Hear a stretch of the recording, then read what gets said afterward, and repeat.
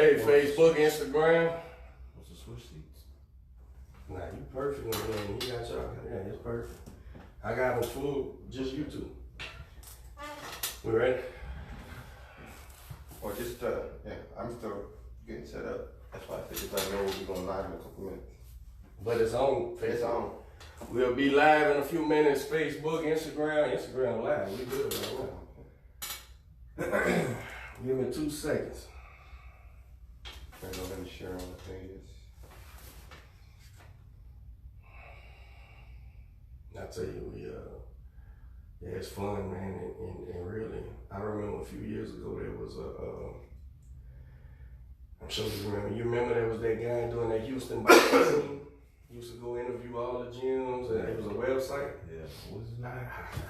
I'm trying to remember his name. He was a newsman, and he used to be on the news, and then he started doing that, and then he moved and got another job somewhere, so forgot to turn my phone off. That you or me? Huh? That you or me? That's me. But I seen there wasn't nobody really doing like that dude was doing it, even though it was just interview. Hello? What's up, man? Man, I'm supposed to work the fight, man. In Galveston. Yeah, man. Yeah. I'm up. I want him to. Damn. Absolutely. Appreciate you, brother. Free hospital tickets. Let me turn that rain on, man. All right.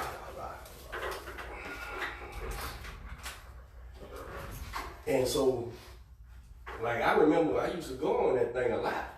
You know, cause I'm outside, I don't know everybody here, and they used to keep me informed, man. And when he got time, really wasn't nobody doing what he was doing. Man, what was that guy's name? He black guy? No, this was a white guy. But he actually worked for the news, and so he would come out and do like little reports on every gym and everybody. And then he split with nobody doing it. And I've always wanted to get into the podcasting, bro. But my angle was never what I knew, boxing. It was always like politics and just thinking of something to do. And man, he goes, say, bro, what you think about a podcast? We make that office of a podcast. I said, well, hell yeah, that's a great idea. Why I didn't think about podcasts or something, you know, like boxing, man, it just escaped my mind, bro. And so we started it, bro. And great feedback. We ready? Let's do it. How you doing, guys? This is Coach Derek. We live on Facebook and Instagram. We got Mean Gene, EUGENE Hill, and his son EJ, and of course my co-host. Good morning, good morning. Let's get it started. How y'all doing? Y'all came in from Galveston this morning, huh? Yeah. How was the drive? Dickinson. Dickinson? What Dickinson? Yeah. Yeah, it was good. Nice drive, man. That's good. Glad to be here. Well, appreciate you took the time to come in, chat with us. So where do we start? Let's start with Mean Gene. What year did you turn pro? 06. Okay, so you was pro the whole time when I got involved. I couldn't remember if I seen you amateur fighting, so no, it's just been professional fighting because I didn't get involved here till 07, 08. Okay. Yeah, so you was so how you got your start, man, in boxing? How I started? Yeah. Man, it was back in 1996. But I always wanted to fight, man. My daddy wouldn't let me fight. When he passed away in 96, I started fighting. How old were you then? 18. Oh, okay. So I started late. I started fighting. I didn't have my first amateur fight till I was 19. Mm-hmm. Now, you from Houston? No, I'm from Dickinson. Okay, well, yeah, Dickinson. And so what gym did you find out there? Actually, I got with, I don't know if y'all remember Walt Haley. Yeah, that's a New Orleans alone. Yeah, I got with Walt Haley, and he was in Clear Lake at that time. And then I used to find a ride, or he'd come pick me up from Dickinson and bring me out to the House of Pain. Oh, boxing gym. Yeah. Old boxing gym. Just in case for So those. did you know this? No. So just in case for those who don't know, my background is a man named Whitey Esnall from New Orleans who yeah, I think he was born in 1890. He passed in the late 60s, but he trained a guy named Jerome Conforto and Walt Haley. So yeah, Walt Haley being from New Orleans, yeah, he trained under Whitey Esnall, who also built Willie Pastrana, Ralph Dupas, world champions. He was kind of the farm team for what's Ali's trainer, Angelo Dundee. Angelo Dundee, he would train him, build him. He didn't want to leave the city, and Angelo Dundee would corner him in the pros. So Willie Pastrana, who gave Ali a shot with Angelo Dundee, he told Dundee to listen to this kid, man, and that's how they met, man. But he trained, he developed Walt Haley and Jerome Conforto, who is my uncle's Chuck Mintz trainer, who trained all us. So that's a direct line on my boxing, man. And Walt Haley ended up, and I know this from the horse's mouth because I didn't know him, and I met him at one of the shows, and so I interrogated him. and just so happens I didn't know this, I didn't know, and he knew my people, knew my family, knew everything, man, and trained, and told me that's how he learned in the St. Joseph gym. I mean, this is years before I ever was thought of. Yeah. But yeah, man, and he told me he got transferred with his job here, and that's how he ended up in Texas and training guys, man. So now, me and you a little closer than what you think. Walt Haley, man, yeah, man. So that's my customato right there. Yeah. You walked into the gym one day. Well, I called him up and I kept calling him up. He was training people out of his garage at that time. And this was in 96. 95. 95. And but he didn't want to train me because he was busy. I mean, he was booked. And then my dad didn't want me boxing, so then my dad passed away. When my dad passed away in 96, I called Walt up again. Like, my dad passed away on a Friday, and I called Walt up like that Saturday. Did you hear of him, or he was just the only boxing guy you knew about? He's the only boxing guy I knew about. So it just happenstance that you find, okay. Yeah. So I just kept hitting him up, and he was still busy. You know, he was still he was overbooked with kids. And I just kept calling him, kept hitting him up, and one day he was just like, "You really want to box?" So I want to fight, man. That was a litmus test. Seeing if you want to do it. Right. I kept calling and went over there, and it was on from there. 18. And how long did you train amateur before you turned pro? I fought amateur from 98 to 2006. Oh, okay, so you had a nice little amateur career. But I stopped, a couple of years when his mom passed away. So I stopped for like 2 years, and then I started back. And any golden gloves or anything during that period? Yeah, I won golden gloves 5 times. Oh wow! Well, you ended up 4 times open. You ended up on the national team. How you end up in the OTC? Then you was just training in the USA. I won the USA, and then I went to nationals and lost in the finals. Well, it was I got medically disqualified because I got my nose broke, but I won the fight. I won the fight, so I tried to fight the next day. And they were like, "Hey, you the guy from yesterday with the messed up nose." I had a hat on real long. I tried to fight. And then they made me go see the doctor, and I had a fracture on my nose. But then I lost I medically got disqualified. What weight class did you fight in? Super heavy. Super heavy? Oh, it's been big boy. Big bone. Man, that's wild, man. So nobody in your family fought or nothing. You just always wanted to fight. My dad used to fight, but he I can relate. You know, he never took it. You know, I can relate. Yeah. And I never seen him do nothing. I always just heard stories. My daddy wasn't the type to like show us or tell us what he did, but I was like just like him. Yeah. I didn't know it. He didn't want his son getting hit in the face. That's what it was. I always to this day I wonder why he didn't want me to fight. You know, it's a rough road, man. But if that's cause I bought gloves and I used to box in the neighborhood. So I used to, every Friday, man, people come to the house and I box in, or I ride up the road and box men and whoever wants to box. And this was while your dad was still alive? Yeah. So and did he know? Yeah, he knew about the little boxing match I held at the house. And what would he say to that? It was cool for a little bit, but then he told me stop. Quit that stop shit. It, Quit that shit. Yeah. Man, so your dad passed, and what was your thought process? You said, okay, I want to do this now. Yeah. Well, he told me, he was like, them boys from Houston they tough and they gonna kick your ass, and I told him I was tough too, you know. Then when he passed away, man, I fought, the first fight was against a guy from Reverend Ray Moore's gym. PABA, right? PABA. Yeah. So I thought about, when he said, all right, you use that as motivation? Yeah. Did you win? Stop him. No. I had a lot of stuff. I had 50 amateur fights, 30 knockouts, and like 4 losses. I had a lot of knockouts and amateurs. And then you had heavier, right? During that time? That what was the pressure? I find this coming from the family I am with several fighters. As a young man, those stories, how much did that play a part in you wanting to, live up to it or something in your mind? Even though your dad's steady telling you, man, leave it alone.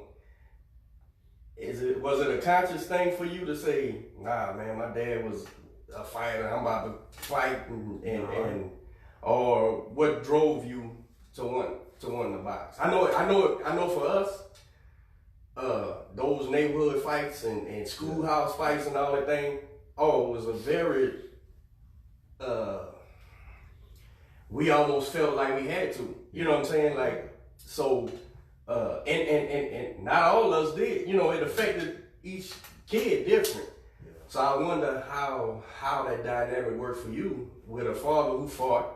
Did that play a part in you?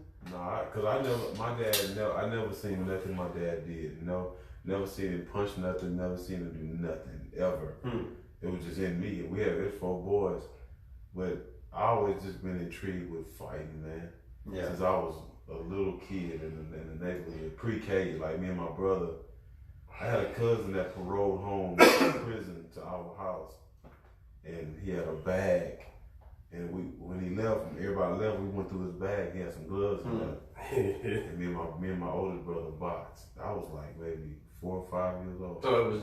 So it was genetic predisposition, right? I just always loved to fight, man. I see some gloves or something, I put them on.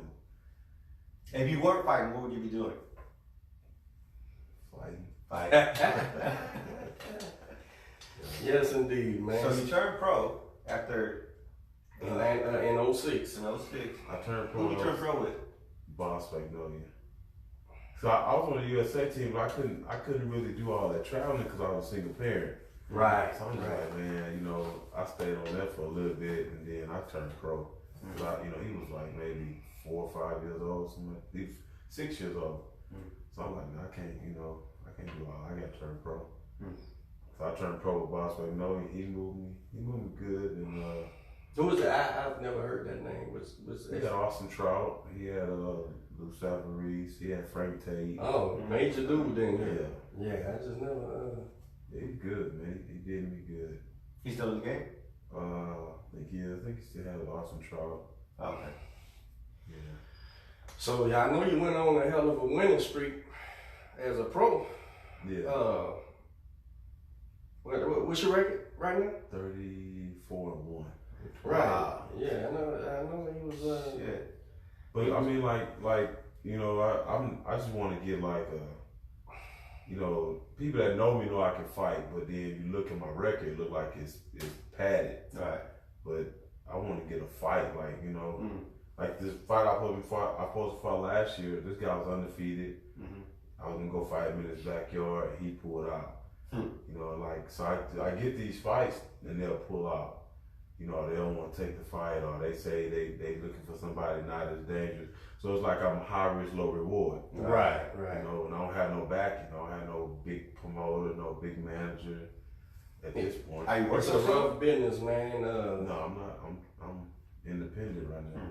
It's a rough business, man. And speaking of, in my opinion, like what you're saying about the padding, or the truth is you better pad your fighter up to a point. You gotta get them that experience. And then it's that catch-22. But at sometimes, like I tell people, I say, man, it's gonna be a point where you gotta take a fight, man. Yeah. Because that's before some real money comes to the table. You got to show that you can do it, you know. And sometimes you would think, what you said, 34? 34-1. 34-1, man. Let's go. You know what I'm saying? But then sometimes you box yourself in to where, man, I'm not fighting that dude. You know, and because why? Well, I'm not getting nothing off of it. And then what if he whoop me? You know what I'm saying? I got an offer to fight Dominic Brazil on the Areola and Chris Areola and Areola fought Wilder and Klitschko. Chris Areola and Wilder? Travis Kaufman. Okay. I was in camp with Kaufman, and Charles Martin pulled out the fight like 4 days before the fight. So they called me to fight Dominic Brazil on a 4-day notice. So I didn't take it. So man, when I didn't take that fight, they were just like, you know, you scared. You scared to fight. You scared to take a fight. So now I'm trying to like get that shit off my back, because if you look at my record, all my fights been downhill. Right. Because of the people I was signed with. Right.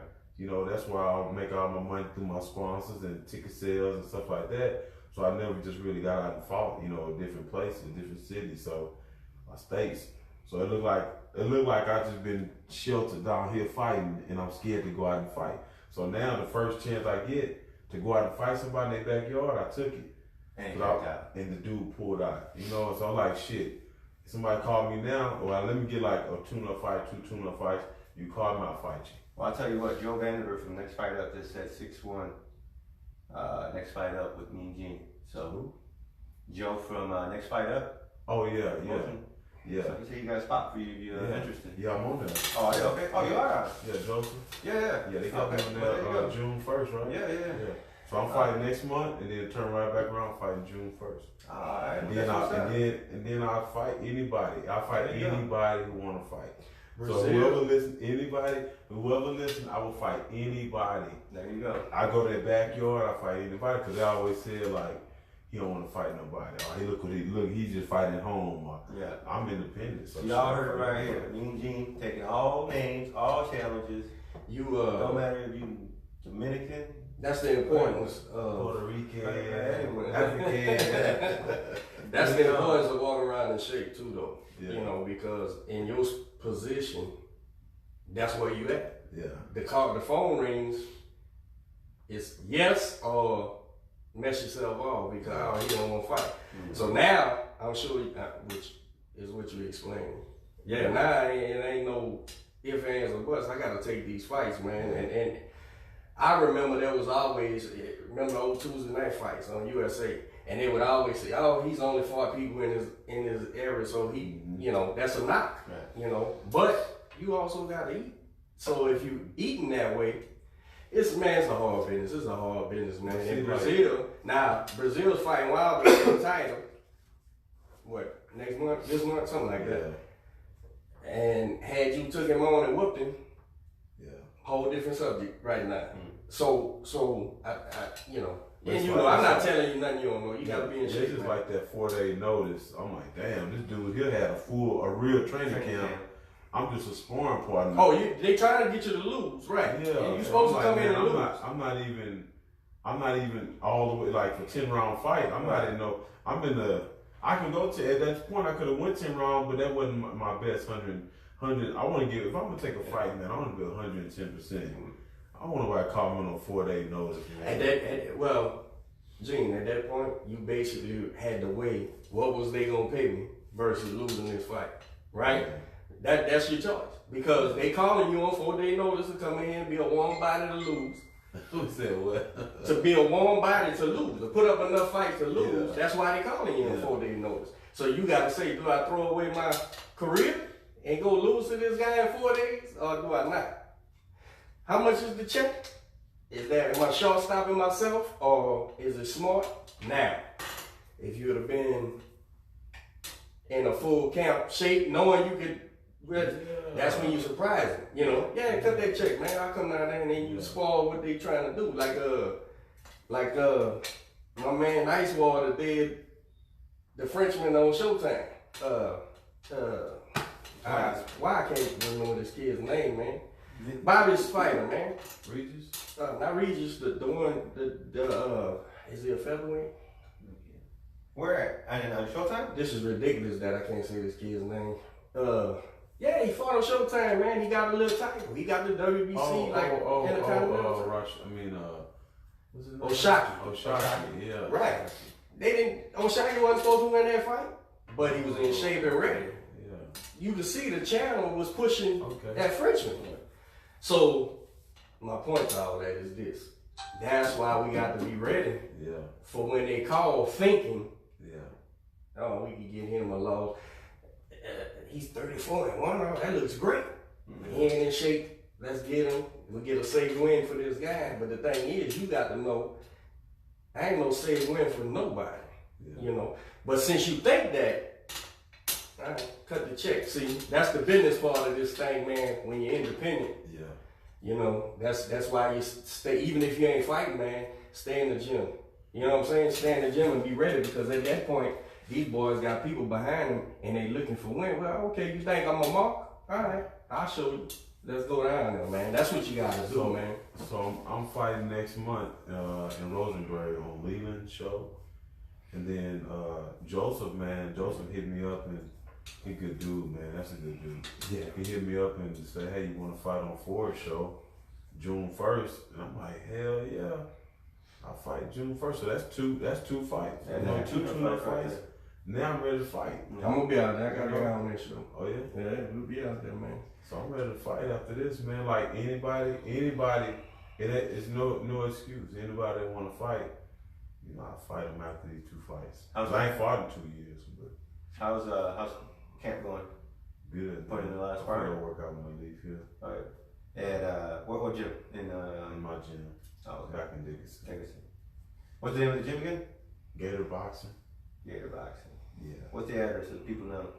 12,000 Highway 146. 147. So you folks out there in Galveston, 146. Out there in Galveston and Dickinson, make sure y'all stop by.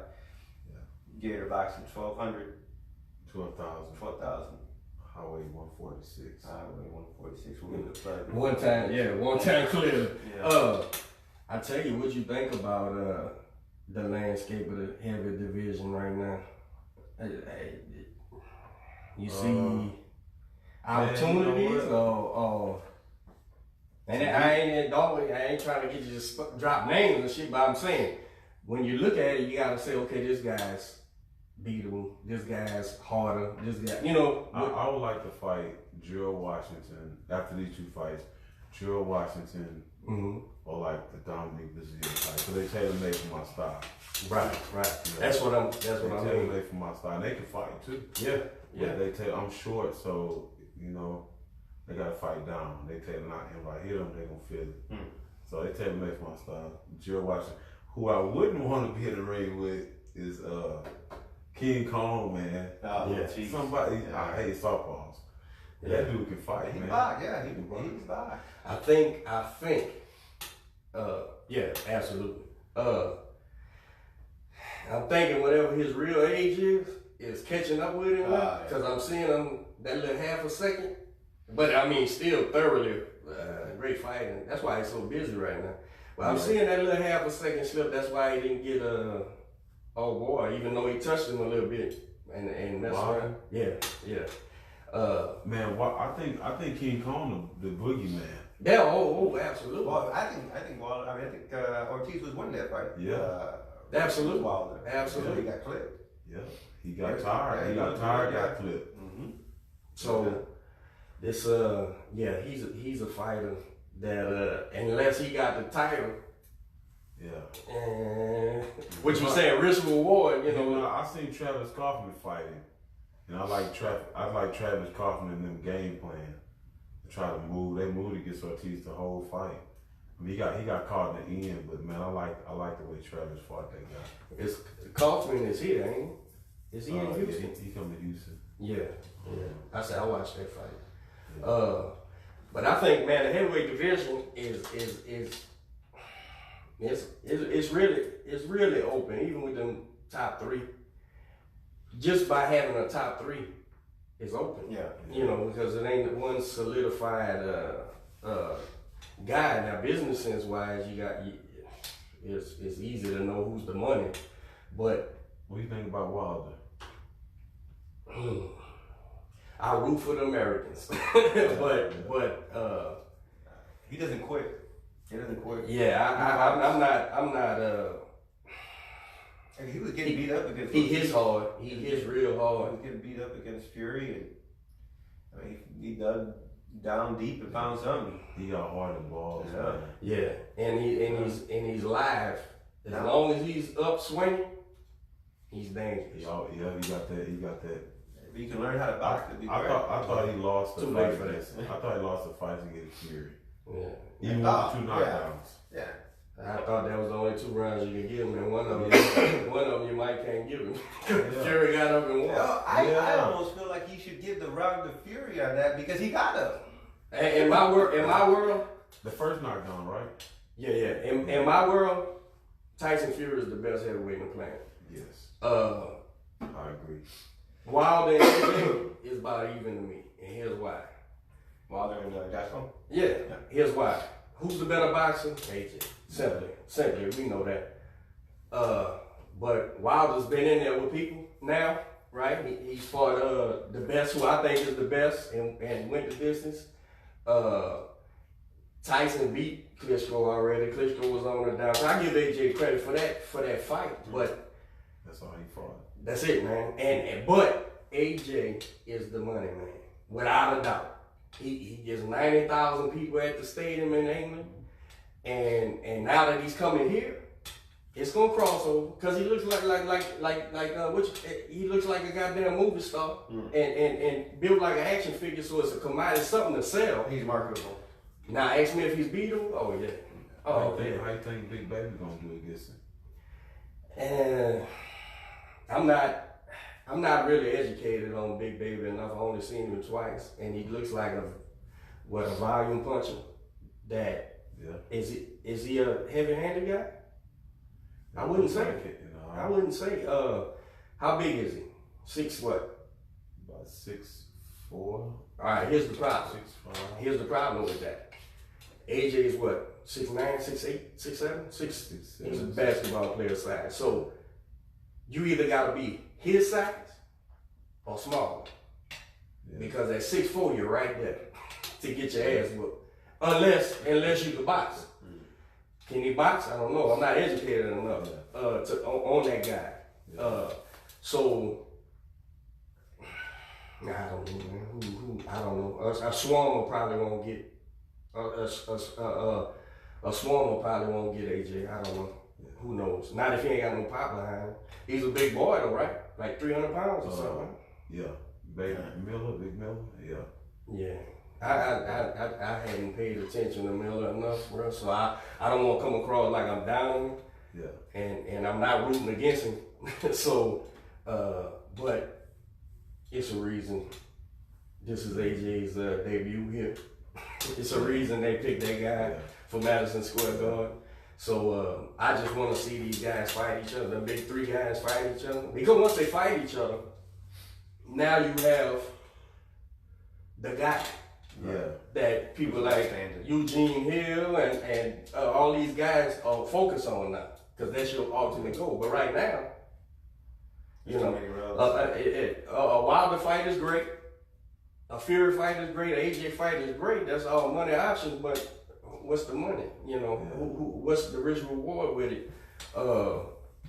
I wish those guys would fight each other, and I just see Fury leaps and bounds better when it comes to boxing. The boxing ability, the boxing understanding. Yeah. I think it's a big difference, man, between what he's doing and they're doing. Whether you like him, all that talk and you know, all that stuff, but the boxing understanding, he understands completely that he was safe for Wilder. The 2-time Wilder clipped him because he got sloppy. Yeah. He understood the whole time. He fighting with his hands down. He understood when Wilder just kept reaching, swinging for the fence.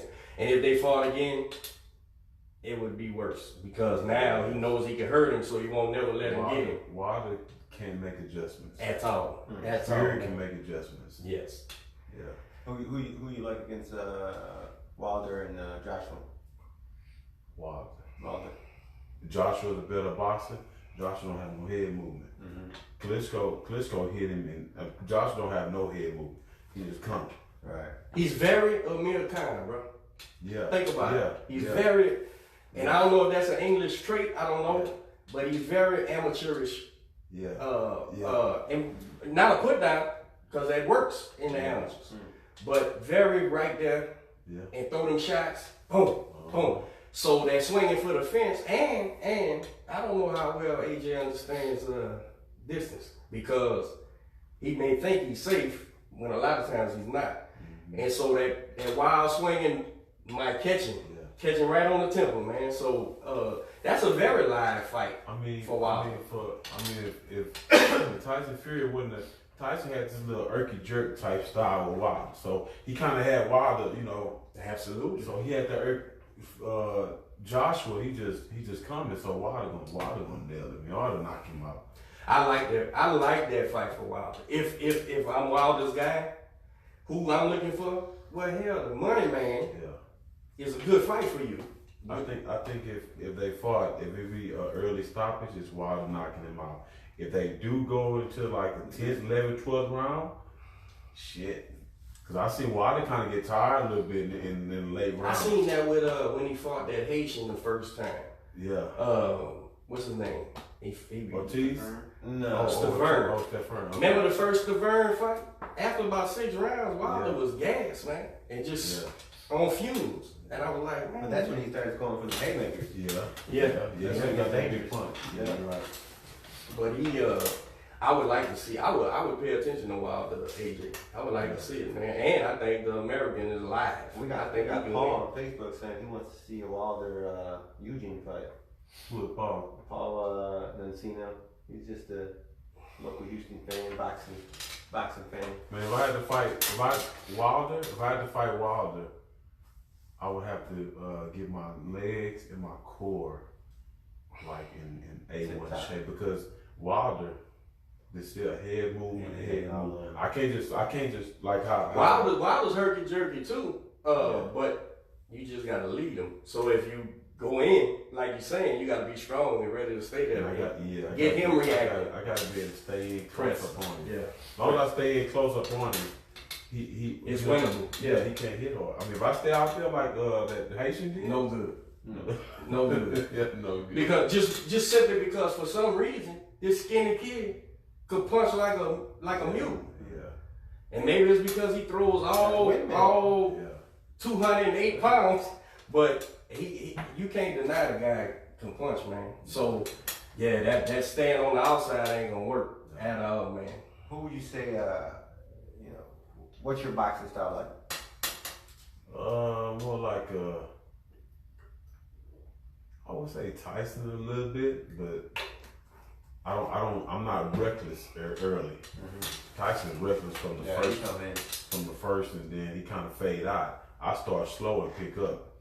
So my style is kind of like Tyson when I'm on the inside, but I can sit on the outside and just beat somebody with my jab. How tall are you, Jim? 5'11". Tyson's height. Well, he might be an inch taller, but they say he's 5'11". You got to absolutely stay inside of those long dudes, especially a guy like Wilder, man. He's so long, bro. That's a long dude. But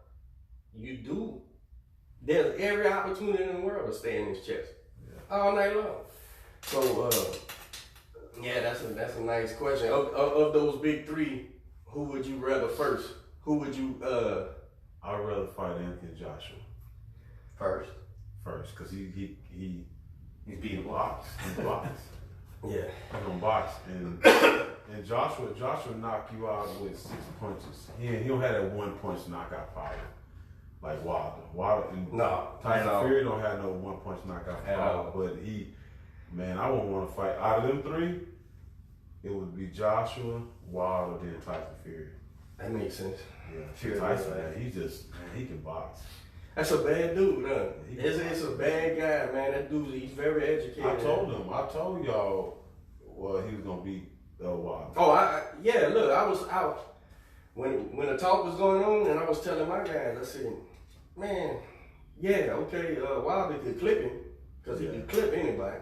I said, but man, these two, this is a mismatch, man. Yeah. This is a and I think because of Fury's out the ring, blowing up and whatever his issues was, and I hate to see any man have those problems. Yeah. So I want every man to shake out of that. But and he did.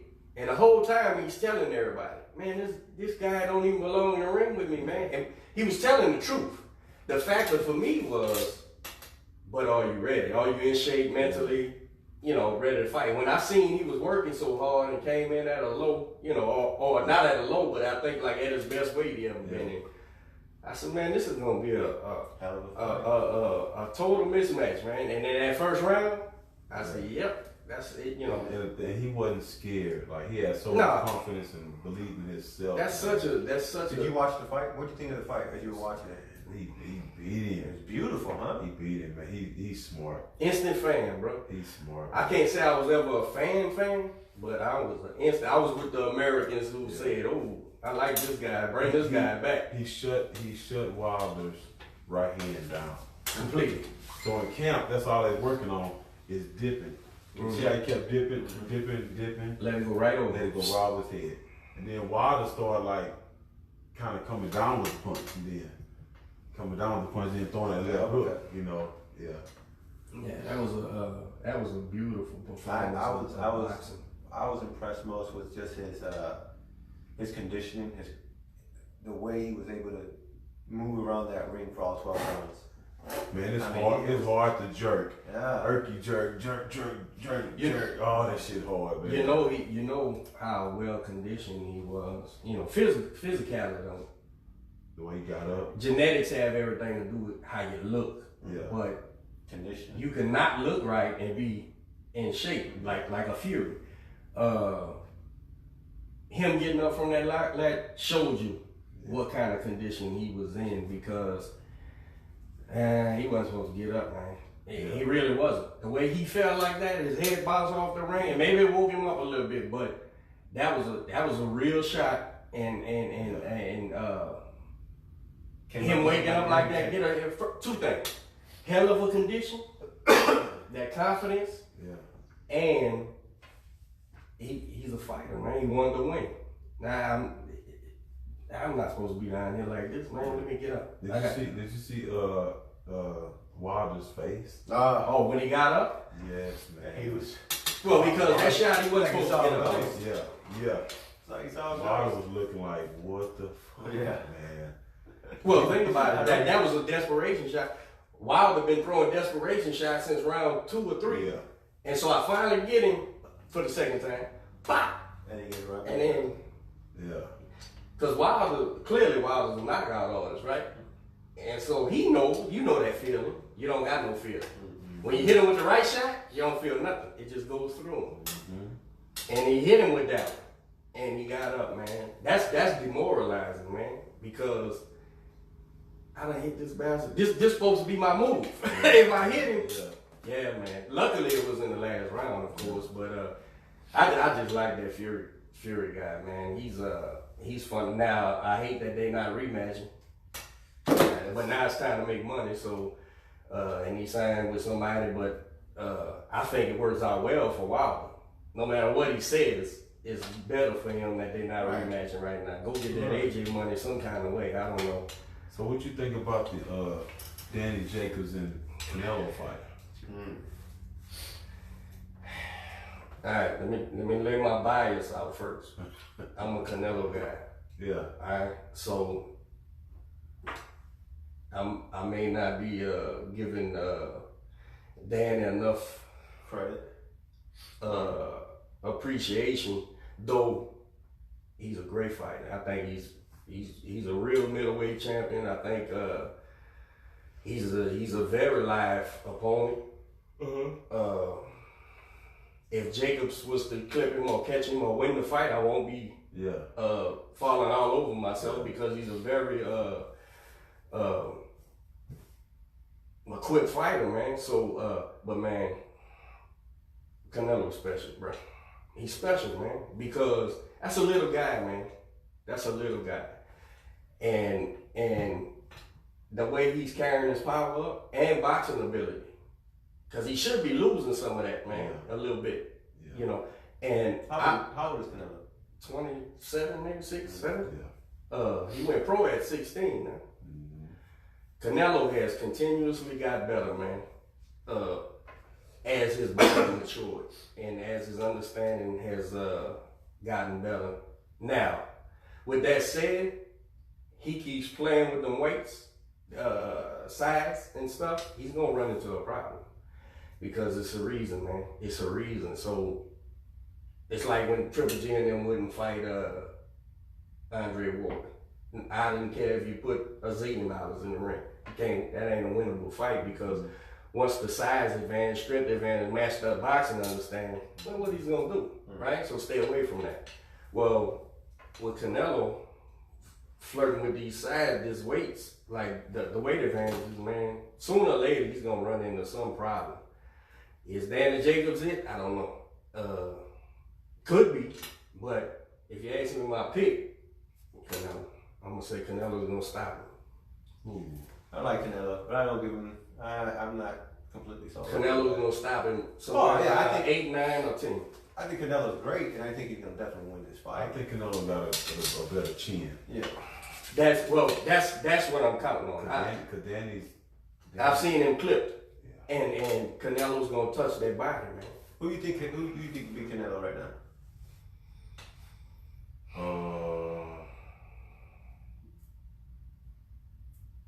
I think shit.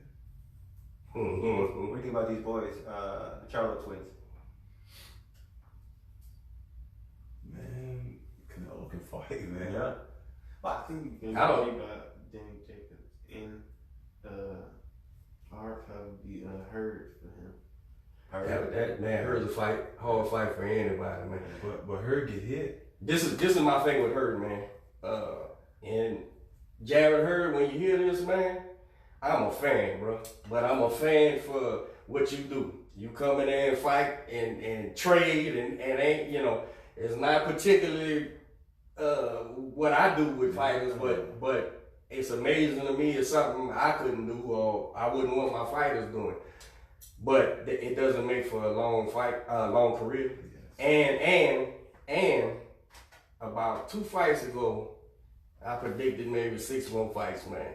Because that style, bro, it takes so much out of you, man.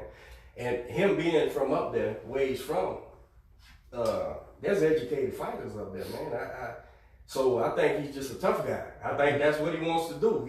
He likes fighting with people like that. And so that would make a rough fight for Canelo, but you're talking about such a different ability, man. I think Charlo stopped Hurd.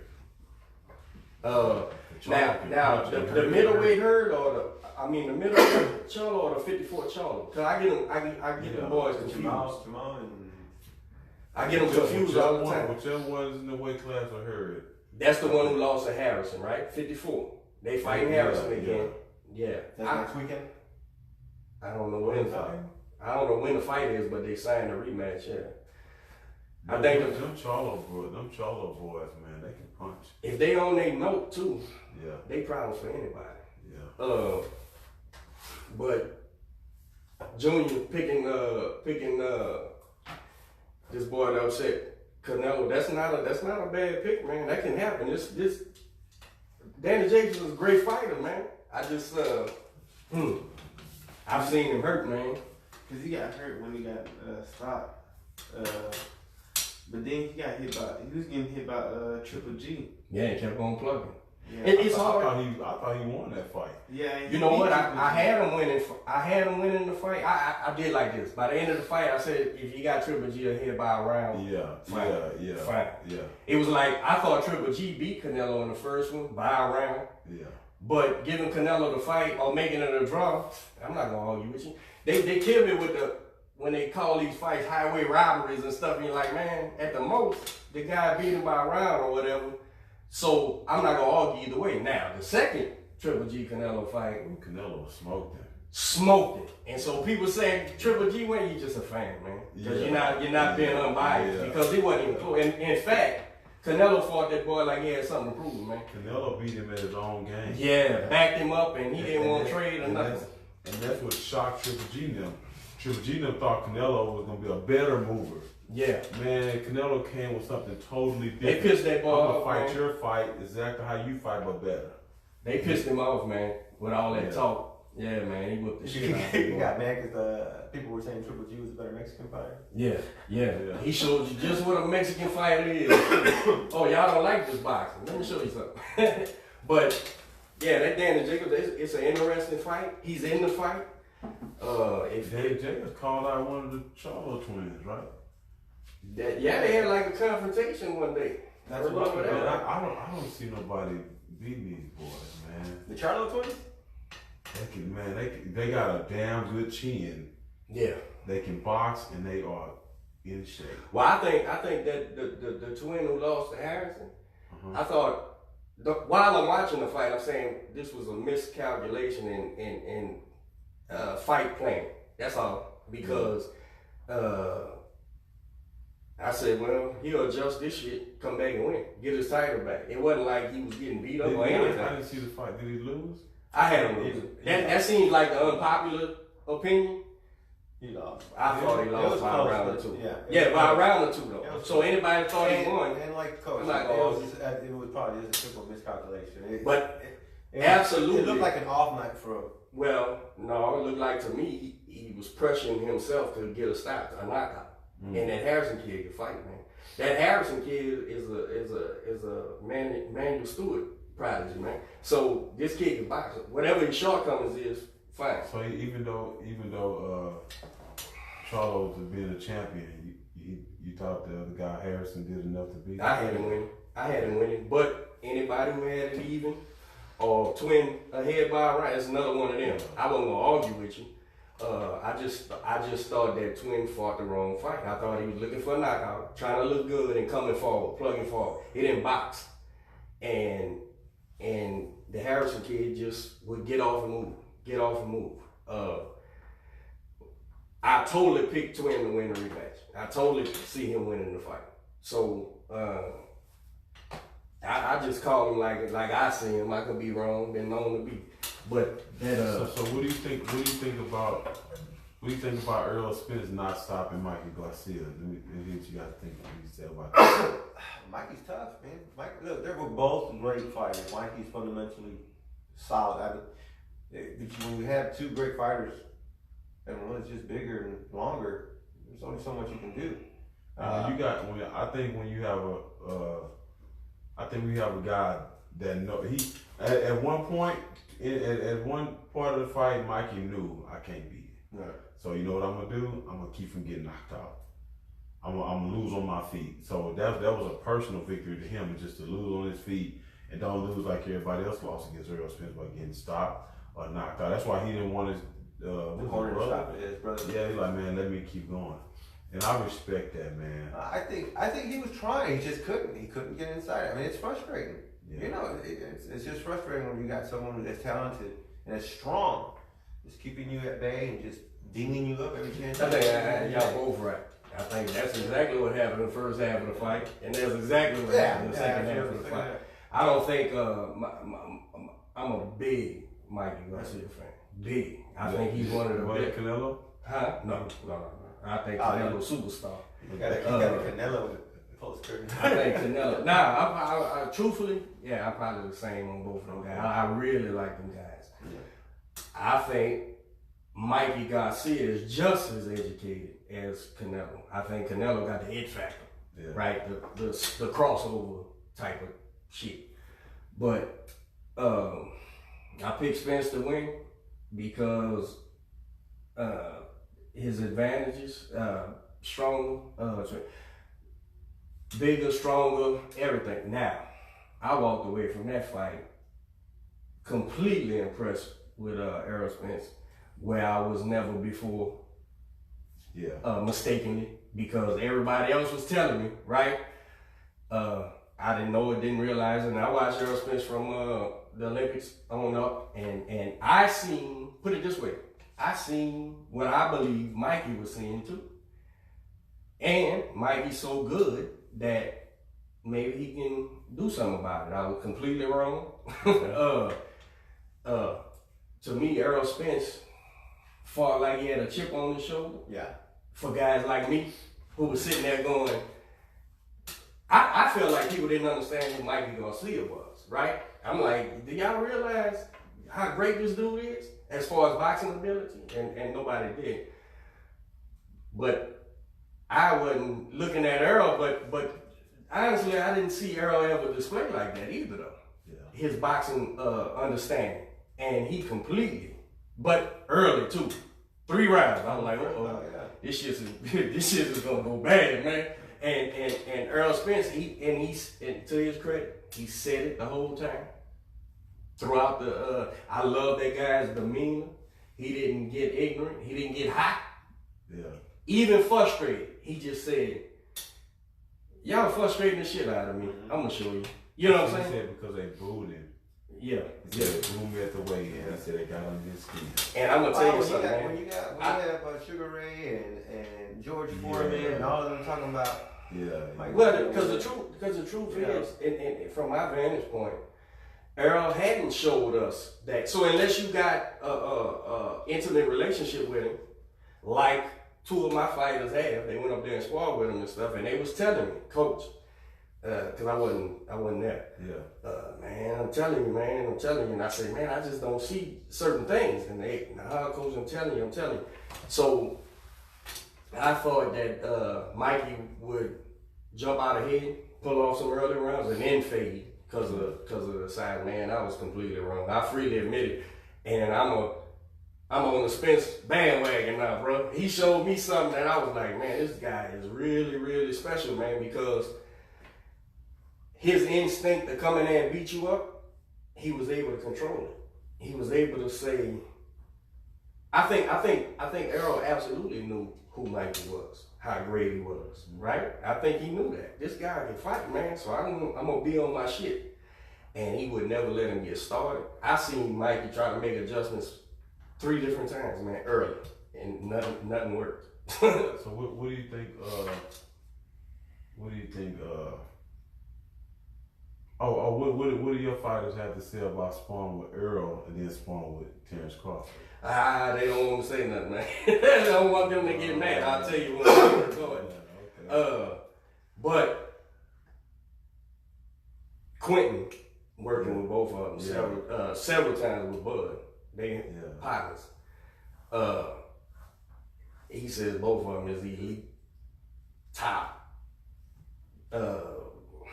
Anybody's in the fight if they get in there with him. And he respects both of them, of course, and praises both of them. And with Spence winning this fight against Mikey in the fashion he did, I think the world is his, bro. He's got a situation now between the Pac-Man fight and that Cowboy Stadium, Thurman, Porter. He's got money all over the table building up to Bud. Because Bud's gonna run out after kind who? What you think about that fight? Bud and Spence? Yeah. Oh, it's a lot tighter than what I thought before. I tell you, man, I think Bud Crawford, man, and this is all conjecture because to be honest, his competition haven't been there either. for me to just say 100%, no fault of his own. I would say Bud Crawford, man, is, if he's not he's even with the best fighters in the world, man. He's such a, this is a conversation we can have when we just talking boxing later. Yeah. I see things, man, that highly educated, understanding fundamentals of boxing, match with his timing and craftiness, augmented speed. I'm no fan of switching stances and shit like that, but he seems to be able to pull it off and use it to his advantage. I think Bud Crawford, man, is the best in the world, man. Right along with Canelo, Earl Spence now, Mike, you gonna see all them guys, man. Terrence Crawford is a bad motherfucker, man. And I'm gonna tell you something else. I know he smiles and shit all the time, and I don't know him personally. I don't know him. That's a mean dude in that ring, bro. That's a very, very mean street dude, man. That dude is trying to hurt you, man. So if you had to pick one, Earl Spence or Terrence Crawford?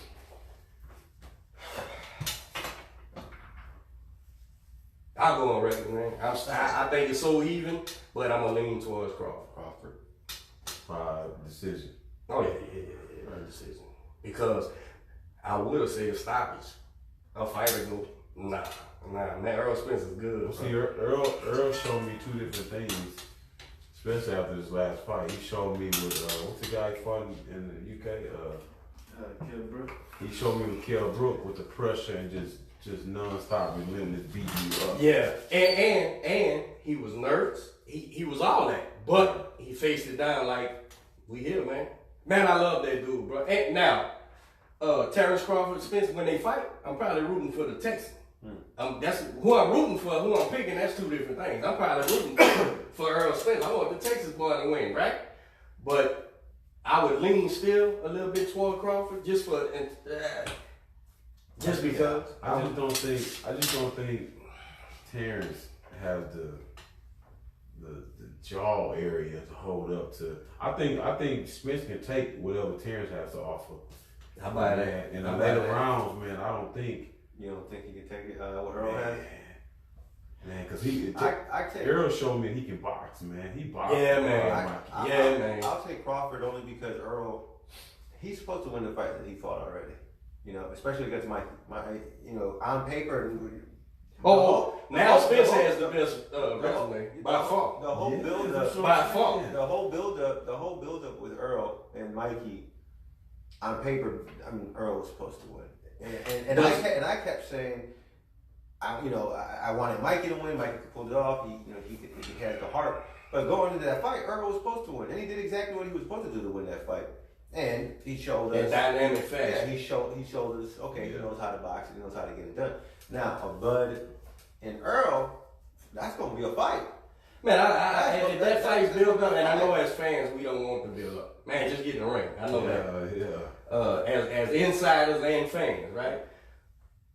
This is a mega welterweight showdown, bro. If this fight goes the way it should. Now, I ask you this. Bud Crawford, Brook, who wins that fight?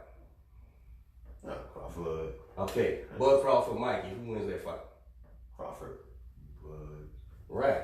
So, but it's conjecture because they didn't fight, right? Anything could happen. So, but we're confident Terrence Crawford wins those fights. What Crawford walking around at? Now he's smaller than Spence. He's smaller physically than Spence. Man, Spence is a big boy, bro. Yeah. Spence is Ray Leonard size, man. Spence got that advantage in this fight, man. He can win, man. Spence can win, bro. I'm just leaning. What do you say is gonna happen in a couple years? With Spence and who? Oh, Canelo. That fight's gonna happen, man. That fight's gonna happen, bro. Who you got it, Jay? That fight's gonna happen. I think Canelo has got better, but I still don't see how he's like. Listen to this, man. Listen to this, Jimmy. Spence did what he did with Mikey, right? So, I'm telling you, bro, this world is his right now, man. So he signs that Pac-Man fight. back in that stadium, right? At home, where Pac-Man done drew everything. So now you got that. That's gonna be do any of y'all think Pac-Man's gonna beat Spence? No. Okay. Should he be All right. fighting? All right, we on the same wavelength. He makes Pac-Man look super ordinary, right? Because he's older and all that. Don't get mad, Pac-Man freaks. But so Earl Spence, right? He gets in there and dominates Pac-Man. Uh-oh.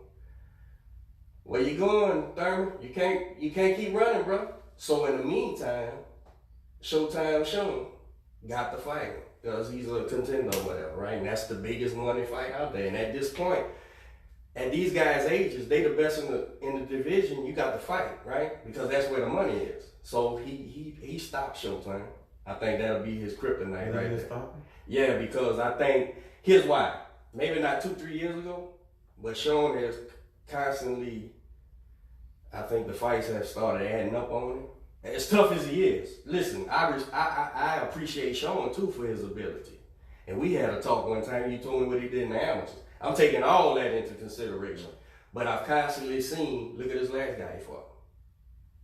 That guy's awkward, but you know, no Earl Spence and Bud Crawford or Thurman.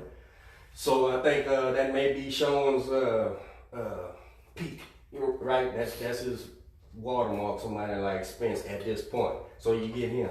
Now there's all the money on the table in the world against Thurman, and I lean towards Spence in that one too. So now, do you make the Bud Crawford fight 2 years from now? Or has your body matured in two years to where the zone comes and clears out the bank account to get this super fight? Right? Man, that's very vital. With today, Canelo and Spence. Today, if they fought, Canelo. 2 years from now, and Spence keeps getting better and better and stronger and shit, who knows, man? I think today he's in the fight. Why would you lean more towards Canelo today? So I think you'd be walking around with that. Well, more intangibles too, like carrying that. His ability hasn't faltered at all. Oh, Canelo. with his size advantages and shit. Now, boxing size, Spencer's still gonna be the bigger man, taller, longer, and everything, right? But you know, I know that Rocky guy, whoever he was, none of us knew, was a gimme fight, you know. But it also was it showed me something too, man. That was a big man, bro. What he was, 6'2", 6'1", 168 pounds. So you know he walked around at 190 pounds. You know, and Canelo, soon as Canelo touched him, I mean, his body was showing you, man, this fucking thump, you know. So let's let Earl mature into that bigger man. Who's your best pound for pound man? Earl Spence. Earl Spence. Earl. I know who yours is. I can't argue with that, man. He's proven it. You give him pound to pound. He stopped Algieri. Canelo. Okay, that's what I was gonna say. He stopped Algieri. He stopped broke what's his name outside. I remember saying before this fight though, Gene, whoever wins this fight is number one pound for pound. You can argue that all day. Earl's the one proving it. He's the one fighting guys. Canelo's fighting. Well, Canelo been fighting guys for 10 years now, and some people still won't give him credit, but fuck them. But no, Earl Spencer's, okay. For me, number 2. For you, number 1. I ain't gonna fucking argue with you. You know what I'm saying? Where you got Canelo? I got Canelo. Give me your top 4 or top 5 pound for pound. Thank you. That's how you do it. Spence. Canelo. Canelo next. Like the Charlos. I like the Charlos, Earl Spence, Canelo. Yeah, Crawford in there. Oh shit, I'm tripping. Earl Spence, Canelo and Crawford, whichever one, second, then Charles. No Triple G? This guy. I got Triple G as my number one. Yeah, I know. I like Laura. I like Laura. What about Lomachenko? Lara beat Canelo. Huh? Lara beat Canelo. What about Lomachenko? Oh yeah. Lomachenko? I gotta see Lomachenko fight by 4 more fights. You know, He's only what? He's got 12 fights? Yeah. yeah. He's got 12 fights. I mean, I know he's a really, really good Oh, he's great. technician. He's great. But soon as something, he go down, he get back up. I believe Mikey gonna see a beast him. Look out Facebook if you listening and Too watching. big, too strong, and Go just ahead as and, smart. Where Lomachenko has the edge in Yeah. athleticism, fighters in, I think Mikey in the will comments. hit him with that jab in the chest and make his ass sit still for a second. Yeah. Sit your ass down now. Go bounce over there with them little dudes. That's what I think happens, and I could be wrong. Yeah. There's 2 left shoes, but Lomachenko's great. I'm not knocking him. He's up there in the top pound for pound 2. But I think y'all dead ass. Yeah, he just don't have enough. He 12 fights, that ain't, he got. And how old is that boy, man? Shit, I don't know, maybe about 25, 24. No, man. No, man. He was in like 2 Olympics, man. That's 8 years there. Lomachenko's 30 something. Got to be. Shit, Lomachenko, who was in the He got to be. But he's great. I mean, but he's another one, like we said. And no, those wasn't bums at all that he was fighting. Yeah. We But talking it's about not the. Vegas and He's not those wasn't top like Earl Spence done proved, right? Tank Davis, You got Tank versus Lobo. he's a 31. I think Lomo gets in there. they Lomo get it. Yeah, I think because he's not gonna sit still for that power, which is what Tank's advantage is, right? The punching power. Any fast. Have you been watching that new kid? That's a good fight though. I want to see it. That new kid, Ryan Garcia. Now I've been hearing about who he fixing to fight. He just He fought just fought last week, night or something. Huh? Sunday, well, no, Last last or Thursday Saturday. or some shit. Ah, some Oh, he shit. fought? Okay. Yeah, it's a different kid. He's And a with different he's kid with and a different different coach. people, man. He's with Canelo's guy, Canelo's man, guy. and he's completely different. He's a completely different fighter. He That won. first camp changed him, Yeah. and I can tell you what changed, but Hey, it look, completely changed, right? He Completely came out changed. mean, Chris. So his father got him. I think his daddy had him, and his daddy got him to great level, right? Mm-hmm. And so it's just a natural progression that once it looks It was almost stagnant, like his first half. Everything before that fight was all amateur, and it was almost like this fight that he came out was his pro debut breakout, where he looked like a pro fucking fighter. Because all his other fights, I mean, I watched about 3. I didn't see nothing I really spectacular.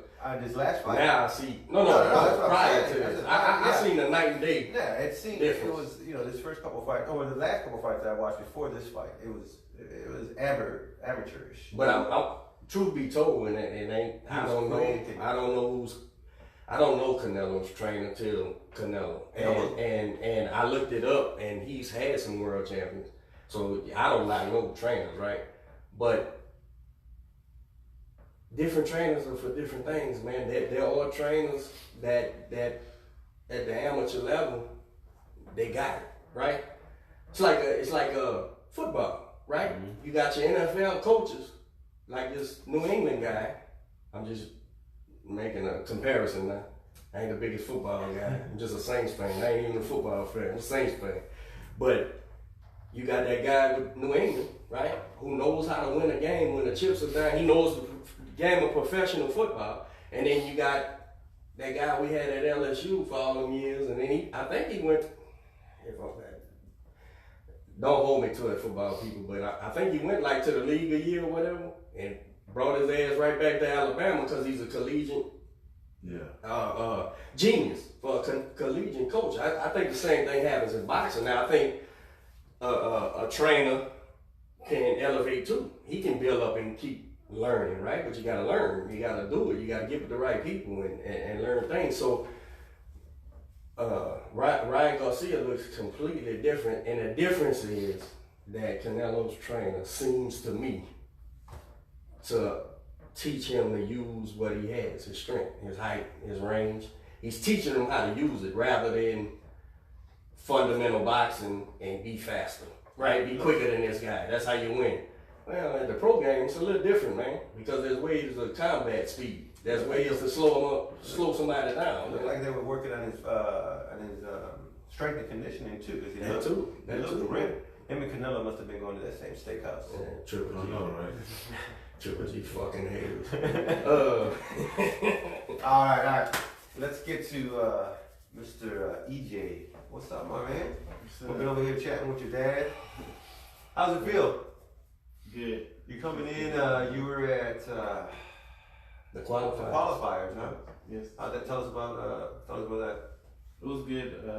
I lost in the semifinals, but it was a good experience. I won 2 fights, lost the 3rd fight. And how old are you?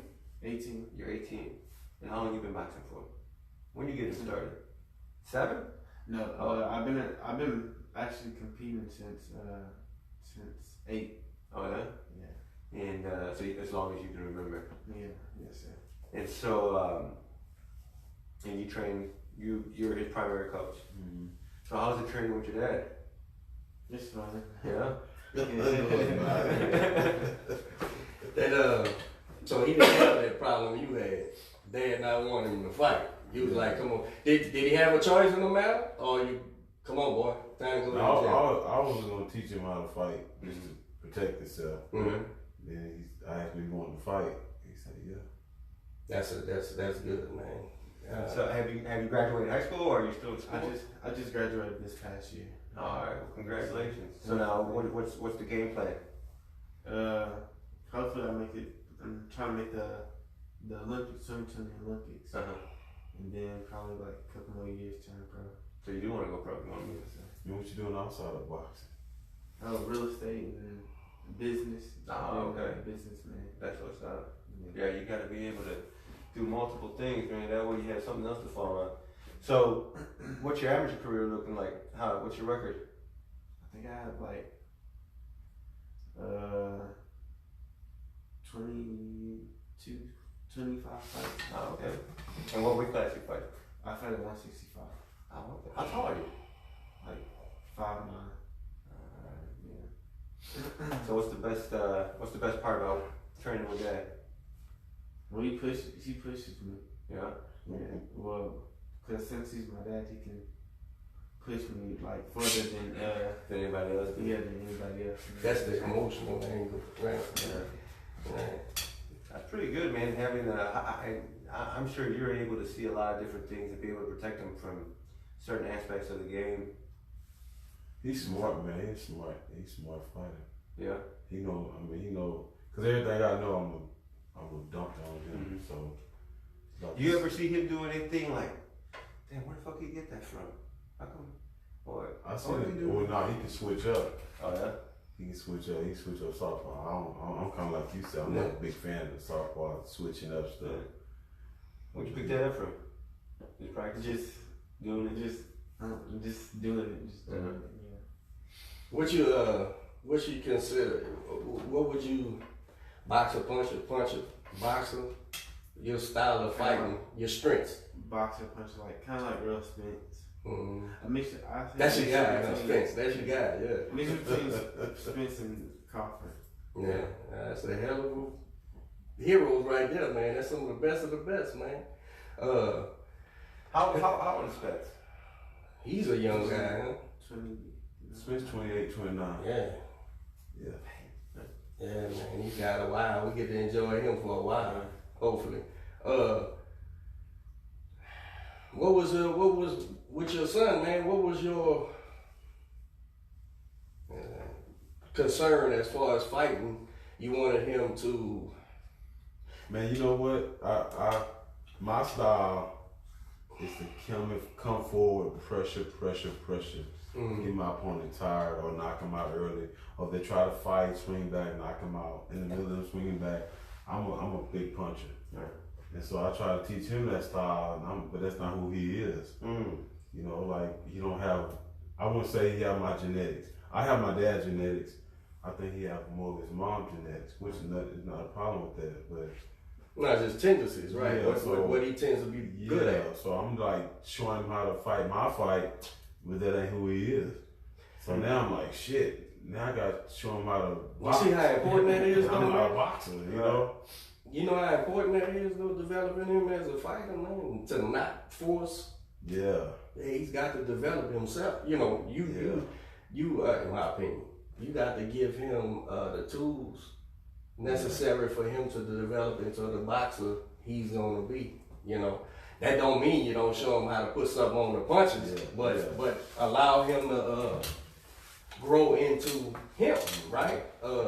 So you recognizing that probably is an advantage, you know, for him. And so like since I've been teaching him like how to box, like he's been on a little winning streak. So I'm like, okay. Yeah. I teach him my style. I be thinking he'd be winning the fights and then give it to the other guy. Right. So I'm like, shit, cause I'm like, man, in my mind, like, man, I was knocking these dudes out like this. You know, but EJ's not no big puncher. Right. You know, so which is fine, okay? So we're gonna box. But you guys he has a different body frame, right? Yeah, he feel like his mom. Yeah. His mom was kind of slim, kind of cut up like that. Yeah.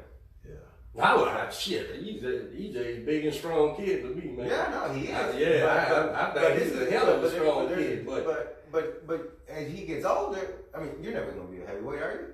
God. He's been a heavyweight. Well, no, he's 18. No, he's 18. He is what he's gonna get a little taller. He's gonna get about 2 more inches, maybe. I was done at 18. He done. Yeah. He want to get taller than me so bad. He been hanging on the thing. You might have another inch. He's 18. When did you turn 18? It doesn't matter. He's gonna be 19 in June. He can. It's not outside the box. I know dudes who started growing at 18. Yeah. And shot up to 6, 7. Yeah. That's just freak genetics. I think you got about another inch and a half. Okay, so he's gonna get taller. He's gonna fill out, but he ain't gonna be no heavyweight. What did you say? You was 5'9"? Yes, sir. Yeah, he can end up, but he'll end up being light heavy or something. No. Way down the line. Hell yeah, man. What are you gonna fight at? How do you see it? 47. Yeah. He needs to. Yeah, you need to go for it. But I'm saying when he's you saying he's he's 25 years old. Fight heavyweight? No. 175 pounds. Oh, I think you said heavyweight. I heard heavyweight. You look at Marvin Hagler and Ray Leonard and all them. They your size, bro. And they all ended up at light heavy. Way down the line. He probably won't never be heavy. Who the fuck wants to be a heavyweight? They crazy. You get hurt like that, man. But he I think he's a good sized kid, man. Yeah. He's definitely junior middleweight or something like that. How's weight cutting for him? He can do it? Easy. 165 is easy. You don't really have no problem with that. I know that damn Sean Porter was a big kid in the amateurs, right? And now he fights at 147 pounds. Yeah. And then Jacobs was what?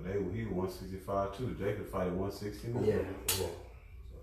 Just as long as he ain't, which y'all know as he does it, you know, if this ain't worth it, you know, we losing our strength or energy or whatever, but yeah, he can end up being 168 as a professional. I see Earl Spence blow up to like 170. Yeah, we bigger.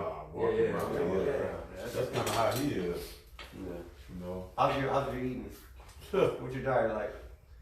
It's good. I don't eat. Snicker bars and cold drink or what? Every now and then, like when I'm not fighting, I eat something that's unhealthy, but I don't eat just bad all the time. So is it just you? Do you have any brothers and sisters? Yeah, I raised my nephew too. Okay. He big boy too. Yeah. So what? So he football player. Oh, okay. So when he eating burgers, shit, that's what I was gonna say. In front of EJ. Oh man. And you get EJ a salad with some chicken on it and carrots. And you get a whiff of that cheeseburger. Throw that. So he said he got to sniff the cheeseburger and eat the salad. That's indeed, man. Oh man, it's a tough life. You so to qualify when's the next tournament for us? August. August, where at? Y'all know where it's at? in Ohio. Mm. It's in Ohio. The Eastern qualifiers. Do you like to take fights while you're here, or what? Gene? You take fights while y'all off waiting on them, or not really? Yeah, I'm trying to fight this little Steak and Stokies thing. That's a nice show, man. It's nice. Yeah. It's a real nice show. Where? It's College Station, right? At the school, right? It's nice. Yeah. We got anybody? I want to say Quentin fought in that before. How do I know that? Yeah. It's a real. They do it up out there. We got anybody? Nah. I ain't even thought about that. So he stays active, and what's his regimen like? When he's running during the evenings or mornings? You out of school now, so I run during the mornings. We do boxing, and then we do conditioning in the evening. And I run again at night. So you run like, what you run, 2 miles in the morning? Like 1 or 2 miles in the I morning. make him run 2 fast miles in the morning. He fighting 3 rounds. right. And at night I make him run a fast mile. And every time you run, you gotta send me his time, and you gotta beat his time every time you run. Like this right here. What happened? This was last night. Like every night he gotta send me his see, every night he send me his time. So I'm saying you have to beat your time every time. 3, 4, Right. 5, 6 seconds. You can't come home until you do. How's the girl situation, son? My man. That's good. That's how you be successful, right? That's yeah. I didn't know you was a single father, bro. I guess I never knew that, man. That's I've been a single father since he was 1 year and 9 months. Never got remarried. I got other kids and stuff, but it's just me, him, and my nephew at the house. Okay. Yeah, it's been fun, man. Yeah. It's been a good little journey. That's no shit, man. I think it's pretty cool. You got, your dad's still in the game, boxing, and you training. See if we can have 2 pros in the same household. I'm on my way out there. I'm doing another 2 years. I'm done. And I'm not no beat up fighter. Which is successful in and of itself, yeah, man. Yeah, I ain't never been knocked down, cut, and I ain't never had 8 count in amateurs. How many amateur fights you had, you remember? 50. 50? He counted my books, and it was 49 fights. I said 50. I hate him, man. So 50 fights and 34, 35 pro fight, man. That's a lot of fighting, man. To say you haven't been hurt seriously or cut up or anything, man. Nothing. That's good. But I was always just like, I was blessed with, for my dad, with punching power. Just get in there, Keep get it it on. off me, yeah. When you for EJ, I guess you started with Walt Haley, man. When you started building his fundamentals, you started the same way you did, or what? Walt, had you added to it over time? My style is like Tyson, so Walt didn't teach that style. Walt taught 1, 1, 2, 1. He didn't teach overhand rights, body, uppercuts, hook, body. He didn't teach that. So I learned what he taught me. I caught what he taught me, but then I go online and watch Tyson. Tyson was my, the dipping and getting low, coming up, throwing vicious fast shots. And Did you eventually find a trainer that helped you develop that, or was it just you on your own, just studying? And it came natural. Yeah. The bobbing and weaving and stuff just came natural. So. It's funny, man, to say that. I'm what? How old are you? I'm 40. We're similar ages. He was such a cultural influence phenomenon, and when you look back on it, to say he was champion 3 years, maybe 2.5, 3 years, right? He was such a juggernaut. When you look back on it, you think it was like forever, right? He was such a big star and all over everything. I remember watching Mike on interviews. I remember seeing him standing there and Magic Johnson is kissing his ass. oh man, you did, and you like, man, that's Magic Johnson, and he was a boy. He's 18, 19 years old, you know.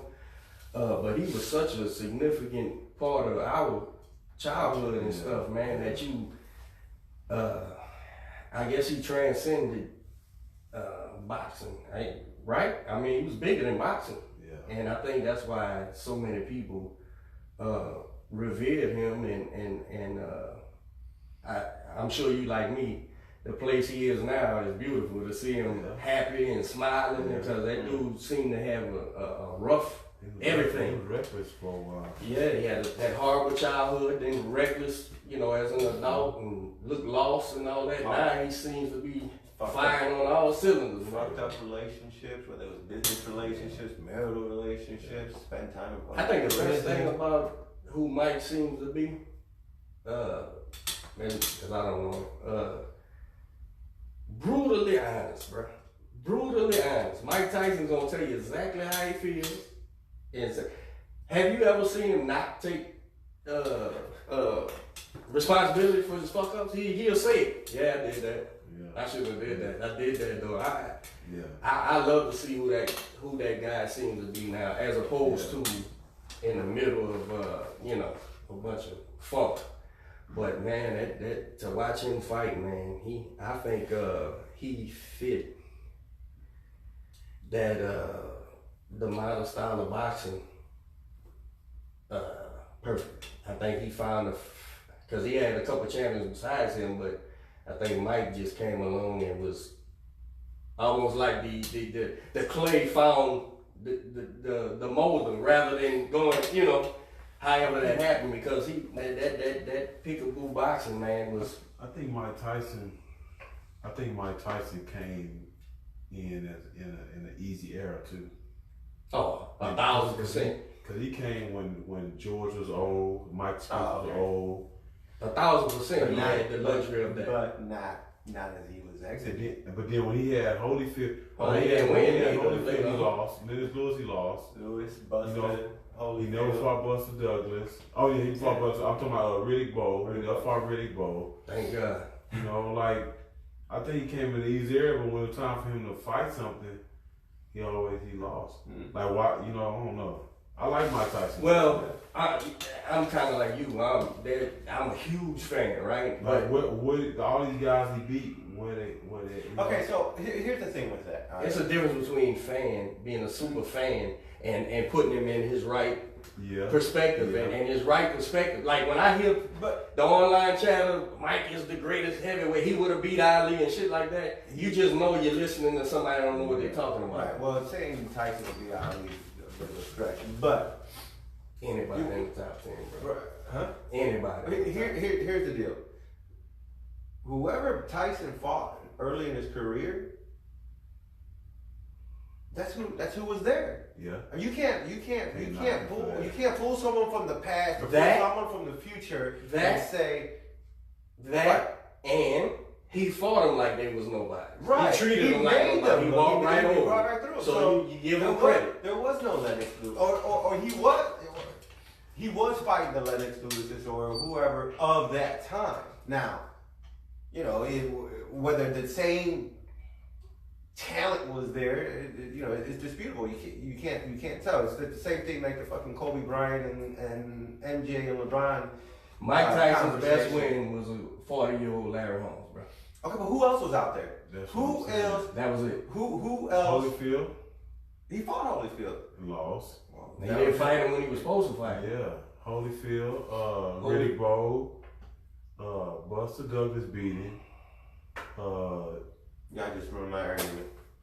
You know, like, I mean, but I see what you're saying. I mean, you're a fan like me, so you're trying to find some credit. No. I'm being fair. I'm being objective. But you know what? I think if Tyson would have fought Ali, I think Tyson would have beat Ali but to me, Ali is greater than Tyson. But looking at the Joe Frazier fight, Tyson is more stronger, faster than Joe Frazier. Joe Frazier gave Ali hell. I'd rather see Joe Frazier. That bobbing, weaving coming. I think Joe Frazier coming here had a left hook. You speaking as a fighter. You're looking at the styles, and let's put them together. And there's a window in there with Mike that he seemed to be indestructible, you know, perfect right there. But playing the odds, I understand completely what you're saying, but I gotta play the odds, right? And I would say Tyson ain't no Joe Frazier, but and as much you think Joe Frazier harder than Tyson? I think Joe Frazier is one of the most underappreciated fighters in the history of fight. Did you know Joe Frazier was blind in one eye? And won a gold medal in the world heavyweight championship and whooped Ali's ass. Did you know he didn't fight like that at first? That cross with the cross arm style. In the amateurs, he was a regular right-handed boxer. He caught laces in his eyes and blinded himself. Man, 5 foot nothing. He basically was a Rocky Marciano in the time of Joe Frazier, George Foreman, and Ali, and the second tier heavyweights in the 70s. Would have dominated damn near every other era, damn near. But on any given night, that little window of Tyson, I understand what you're saying. Yeah. When he's firing on all, I would say Ali. What would you say is Mike's greatest performance? I would say against Trevor Berry. I thought he was the best. I thought because Trevor Berry, while he was a heavyweight champion. Didn't he beat Larry Holmes? Trevor Berry? I got the type. No, he's the one who finished Ali. But I know what you're saying about styles and stuff, but it's a different man. Like why Tyson never fought George Foreman, but Holyfield fought George Foreman. Why you think? 2 or 3 times. Why you think? You know? Why you think? I don't know why. Business of boxing, bro. Somebody gotta know. While gassing their fight up, they gotta say who's smarter for us to fight and who's not smart, who's gonna cause the problem, because those guys are in the gym watching the work, you know. Had we knew that Tyson got dropped in Tokyo before that fight, maybe we'd all pooled our money together and bet on Douglas, right? To upset him. Had we knew Mike was looking shitty and got dropped and almost knocked out in sparring. You know, these guys know these things. Now, I'm not here to ruin anybody Tyson hero shit. But I'm Tyson. I mean, I'm a Tyson fan. Me too, bro. But when you looking at his resume and you looking at, now I would say this: the 90s is the greatest heavyweight class or second greatest ever with those guys you named. And Mike didn't fight none of them, and nor do I think he'd have beat none of them. So Riddick Bowe had a short prime. Right? He only had a window, but in that window, he beat, in my opinion, the 3rd greatest heavyweight ever, Evander Holyfield, in his prime, undefeated, right? This guy was tremendous, man. Riddick Bowe. How long ago? When was that era over? Nah, 20 years ago? 20 years ago? That 91 to 97, 98, that's what I call the 90s. That's the greatest. Do you ever have him watch any of these fights? Tyson. These fighters, Tyson, Lewis, Lennox Lewis, Holyfield. All right, look, this is the fight we have at the house. He says that the old school fighters couldn't beat the new school fighters. That's a young person's opinion. And so I try to break it down to him. Then I call people that know boxing. The mindset of these old school fighters fighting with 12, 15, 20 rounds. Man, these new school guys would fold mentally. They can't do it, you know? I think what these young guys see, and I understand, I look at it subjectively. I think they see like the advancements in physical fitness and shit like that, and they say, hey, you know, look at the athletes today and stuff like that. But especially in boxing, damn basketball and all that shit, and boxing. This thing is so mental. This thing is so driven by drive and character of the human being that those things trump shit like you could do 1,000 sit-ups and push-ups and use the bands and shit like that, because and think of their they didn't make the money they made today, right? So they fought constantly. Sugar Ray Robinson fought. Right, you right. I forgot about that. Sugar Ray Robinson defended his title 3 times in a month one time. Did you know that? 3 times in a month. Different breed. It's a whole nother breed of animal. But like Jack Dempsey said, he said, listen, man, I didn't stay when I got knocked down, I didn't stay down because if I did, I didn't eat. Right. I didn't eat. They were fighting for a different reason. So you gotta factor that man in there. I forgot about It's that. a whole nother man, bro. Now, skill wise, those guys, the old guys, is where all this shit comes from. See, all this shit that people think is new, when you look at Lomachenko, all that shit y'all think is Transformers and shit, I could give you a list of names to go watch, and you'll be like, it'll be black and white, and you'll be like, huh? No, what these guys like Floyd Mayweather, Spence, all these guys are doing or learning shit that been here, man. Ezra Charles, They just making it their own. Archie Moore. Go watch Archie Moore fight. Go watch his feet work. All this shit kids think is new. He'll say, who you think can beat Spence? Now, back then, man, Sugar Ray Leonard smoking. Yeah. Marvin Hagler smoking. Yeah. Durant. Yeah. These guys will stop these guys. I would say let's see Make Spence finish. Then we can go to add to. When you start talking about those 4, you're talking about the best. Have you ever Best. seen You're talking about 4 people in the same era that's in the top 10 pound for pound. That's unbelievable. Have you ever if watched think about that? You ever watched that Hagler Hearns 3 greatest rounds of boxing?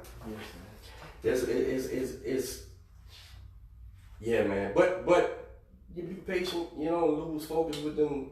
The younger guys until they learn it. Yeah. And when I was 18 compared to 43, I done went through 4 transformations of understanding things. They're going, whoa, man.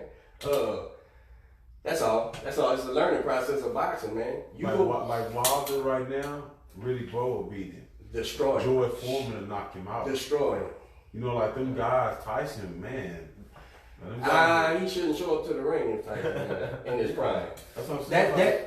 That's man, boxing is so.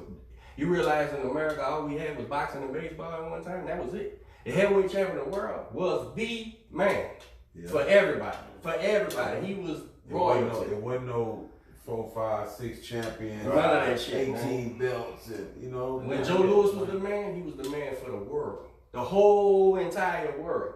He whooped Nazi Germany's ass in that ring, right? And this is why old boxing people, we look at it, and when we do have them lulls in the game, man, you be like, man, we falling from greatness, right? Because even as a kid, right, and I don't remember the 70s, but I remember the 80s real well, and like I said, Magic Johnson telling Mike Tyson, man, you the man. You know, this is other world shit that today, especially as Americans, man, we look around and we need a heavyweight champion so bad. And we got one. And look, you know, and nobody's considering him the best. We need to get back to that royalty level, and luckily in your weight class and underneath we still dominating the game. We got some good fighters. But man, don't never not look back though. Yeah. Look back, cause you stumble upon some things and you'll be like, hey, your dad did it. He said he watched those bit. But that's how Regis, man, you talk to Regis, you talk to Earl Spence, you talk to Terrence Crawford, even Mike Tyson. You ever see Mike Tyson looking at the old videos? Oh, that was his whole thing. Yes. Everybody in this new era, they sit and dissect and study the old fighters. Regis reminds me so much of Conor Vasilya and you ever seen Rocky Graziano fight? Except he's right-handed instead of left-handed. Regis is a very throwback fighter, man. Very throwback. Regis is a throw. And I love it. I love watching him fight, man. Regis used to come to the gym, man. Regis used to leave the gym running with some damn boots on. Like I'm talking about some big, like Joe Frazier used to do. Big combat old boots. Yeah, that's old school right there. Combat boots, man. That's old school. He come to the gym, he got these little old, remember the old school gloves? Yeah, like we a got little those. bitty little thing. Nothing on it. Just you slide like some hand mitts. I mean, my fighters use that, yeah. He punched brick walls. Like he punched a brick wall at the gym. I mean 3, 4, 5, 6 rounds with it, man. I'm like, damn, man. And you're gonna find that guy. Fighter. You're gonna find that guy who may end up in the ring with a guy who's better than him skill-wise. Yeah. And that's what's gonna whoop their ass. Yeah. That right there is gonna even that shit all out because it's a different world. Now, am I telling you go punch brick walls and shit? No. I ain't telling you that. But the old school, man, is where all this thing here today came from, man. And a lot of these young guys, I think, just get impressed with things they think are new. It ain't new, man. If you go watch the old fighters, man, I think a young fighter can't watch Evander Holyfield enough. You should know him from his amateur days all the way to even when he was older, because he was still surviving. He was in there with that Russian, that 7-foot Russian, when he was what, damn near 50, and still went the distance with him. I think he beat him. They just didn't give it to him. Holyfield was a hell of a cruiserweight. And he's still around. I would say the greatest cruiserweight ever. Holyfield's still around. I seen him popping up in Houston a lot. He's over there with. He's steeped in Houston though. That's where he used to train. Yeah, well, he's in over his there. prime. He's over there a lot with Termite Watson at Fighter Nation. Nation, and I his see son, that. his son Evan. Is an amateur, He's right? an amateur, and he trains with Termite over there. So shout out to them. That yeah, you'd be wise to watching that, especially middleweight, welterweight, man. You got it. First of all, the Fab Four: Duran, Hearns, Leonard, Hagler. Right there, that's enough for a college education in boxing. Right there, you know, because you can. People don't. Roberto Duran turned professional in 1968. You realize that? 1968, he was fighting. Some of his fights is in black and white. That was on TV. And when was his last fight? 2000? You can't. Yeah. He said he turned 1968. If it's 69, don't hold it against me. That'd be like hating like your daddy's record. No. 1968, right? And the fight with Ray Leonard was what, 79? 1980, right? You want to know how to fight in the inside? That's what you look at, right? You want to know how to chop that body and move your head and keep it safe while you kicking his ass? You want to know how to twist his arms when you get down in there, down and dirty? Not as an amateur, son. Public service announcement. But you can't do any better than watching them guys, man. It's a different breed of man. Now, when Spence is all said and done, when Terrence Crawford's all said and done, I would love to think about where they would fit. You know, who knows? We don't know, because they still in their building stage, right, for their legacy. So it's not off the wall to think them guys might have competed, but let's let them culminate and see, because those guys was the best of the best, man. Pernell Whitaker, man. All those guys, man. Oh yeah, Sweet Pete. Unbelievable, man. Now, that's another one I wouldn't say mimic, but go learn, you'll see. And man, it's just unbelievable. That guy was 5'5". Did you know that? Fighting De La Hoya and all them guys, man. That was a little bit. Like how Loma Chico do all that, man. Oh, that's that, yeah. That's he was doing that. It's you can never run out of footage. It's a wealth of knowledge, and like especially see when I was a kid, we didn't have internet and shit. Most of my understanding came from my father or my uncle, and then you'll be flipping in the magazine one day and see them, right? I knew the names, but I didn't know these people. I never seen, while Mike Tyson was in the right place to have the old films, we didn't have none of that. You know, you just heard those names, and then you put the faces with the names. But now, in the last 20 years, you can see it, and you're sitting there going, man, it's unbelievable to watch these guys fight, man. You could watch all them guys, man. Way back, you could watch guys, man. Way back. There's footage of Pep. You can watch all them dudes, man. It's amazing, the cavalcade of boxing and black and white TV. But you can see them clear as day, moving and defensively, catching shots, proper hand placement, proper balance, proper all these things, man. And them guys, and look at their bodies too, son. While we sit here and say how we so advanced physically, right? Go look at the old fighters' bodies, man.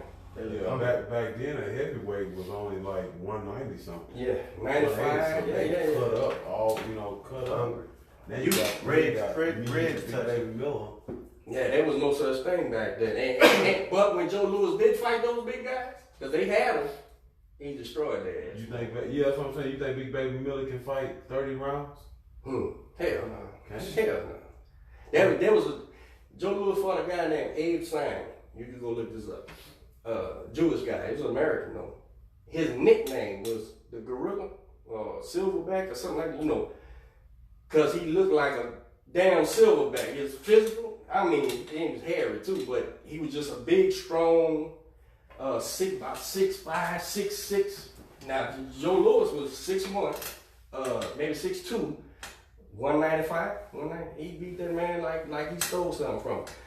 That big Italian they brought in, that was 6'9". They had giants back then, but when you look at the best of the best, that shit didn't matter. He cut through him, man. He cut through him, man. So you got a wealth of things to go back and look at. And then, but you know what it'll do? It'll make you appreciate these new guys even better. The top guys, the Spencers, because you're like, oh, they know this. Okay, that's what I need to know then, you know. And if you get to learn it through them, fine. But go find out what they learning too. I think it's conducive to boxing. Man, we could talk this shit all night, man. I ain't gonna lie to you. Well, that's some good shit, huh? EJ, we gonna go to the 2020 games. That's what we looking for, huh? August? Yeah. And qualifiers? That's perfect too. You be 19. You're 19. You'll be 19. Yeah, when the games come back around, I'll be 20. Yeah, there you go. Still young. So tonight we got Artillery Promotions in Galveston. Alfonso Lopez is going to be fighting. Robert Ibarra is going to be fighting as well. So if you guys are not doing anything, stop by Galveston. I'm sure there's a couple tickets left. Go check out and support Alfonso as he defends his ABO title and then the vacant NBA title to get picked up tonight as well. Roger Ibarra is going to be fighting the Grind and very own Jaime Martinez is going to be in his corner. And then April 1st, we have Robert Redmond and Hicks going to be fighting or headlining in Austin, Texas on the Underwood Promotions. April 20th. April 20th. What did I say? April 1st? Yeah. That was last week. April 20th. So April 20th in Austin. Come out and support Robert Redmond as he fights for the ABF Welter West, huh? Texas title. Yeah. And then on June 1st, we have our next fight up. Mean Gene's going to be on that card. Come out and support him. Mm-hmm. Robert Redmond Jr. is going to be on that card as well. I'm sure it's going to be a great show at the Shrine Arena. So we got some great shows coming up in the next couple of months. Quentin Randall, May 18th at the CDM That's right. show. Tickets going on sale next week. Q. Quick Draw is going to be fighting. When was it? May 18th? May 18th? In Rosenberg? No, CDM. Oh, CDM. Greenspoint Mall, man. Y'all come out, it'll be a second professional fight. Yes, sir. How you liking the transition to cost money? Well, I listen, man. I came from my coaching background was professional. I never trained amateur fighters before. So when he walked into the gym, however many years ago it was, I didn't know. Through ignorance, I didn't know to even train a guy for for amateur boxing. So he's never really been an amateur boxer. Yeah. And still found success, right? So the transition is like easier for him, to be honest with you, because I think the fights he did have problems with, it was because he didn't have very many losses in 80-something fights. It was the rapid fire move, the scoring point scoring fights. He might run out of time with him a little bit, But this is I think he's suited for the professional ranks, so we just got to get started and get going. And he that first fight in Beaumont, it was 4-round shutout. We won the fight, so I think he's suited for the pro ranks, and he'll do well, man. He's gonna keep working hard. He's been in camp with Regis. Bobby called me about could he get in camp when I guess the guy Regis is fighting is tall and lanky. Yeah. And they asked me could he work with him 3 weeks, you know, for this camp. Yeah, sure. So he's been working out at Maine every day. They've been working out here, it's going well. They matching up. Bobby told me he's getting what he needed from him, so Yeah. that's great, man. Well, stay busy, keep working.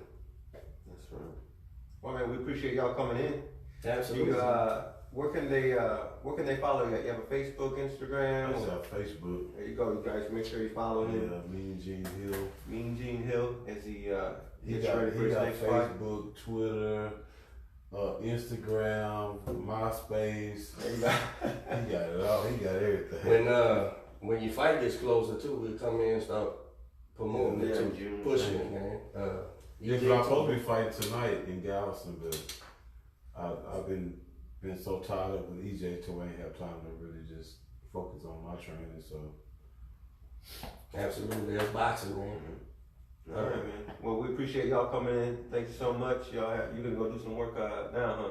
I'm just gonna eat. Oh, you gonna My man. All right, man. It's good seeing you. Thank you for coming in. Yes, sir. All right, that's a wrap. You wanna close it down real quick? It's Coach Derek, Bandit Fresh, Mean Gene, and Little Gene, that's me. That's right. Signing off, we see y'all next weekend, man. Peace. I like that. Yeah, man, it's Yeah, boxing. Yeah, it's boxing. it's easy to, yeah, man. It's boxing. And people seem to like to listen to it, you know. So I like it. That was good almost 2 hours right there. Mm-hmm. You seem What's like up? it. No, it didn't. We could have kept going, Yeah. but I said, man, I'm getting high as shit, man.